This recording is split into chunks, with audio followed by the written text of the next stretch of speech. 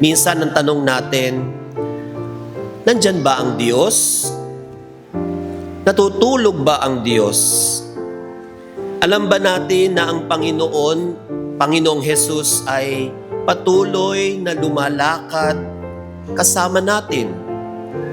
Lalo na sa mga sandali ng ating buhay at lalo na sa mga pinakamabigat na karanasan ng ating buhay.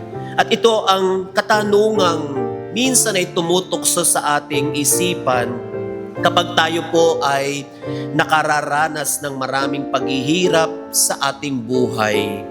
May mga pagkakataon na para bang hindi natin nararamdaman ang presensya ng Diyos sa ating buhay. Hindi tayo iniwan ni Jesus. Siya ay lagi nating kasama.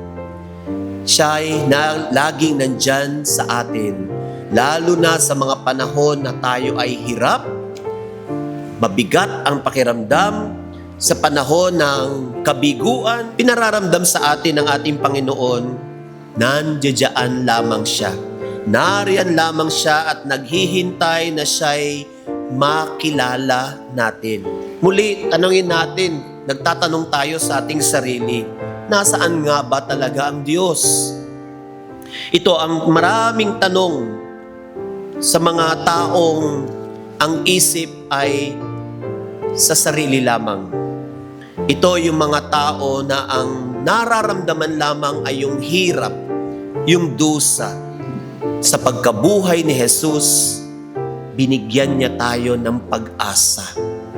Dahil sa muling pagkabuhay ni Jesus, hindi niya tayo iniwan.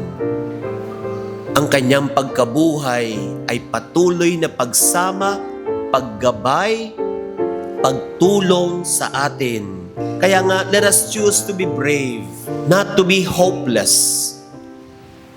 Huwag tayo maduwag sa mga nangyayari sa ating buhay. Ang biyayang ng kanyang muling pagkabuhay ay dapat nagbibigay sa atin ng bagong pag-asa na may Diyos na nagmamahal sa atin at patuloy na nakikilakbay kasama natin.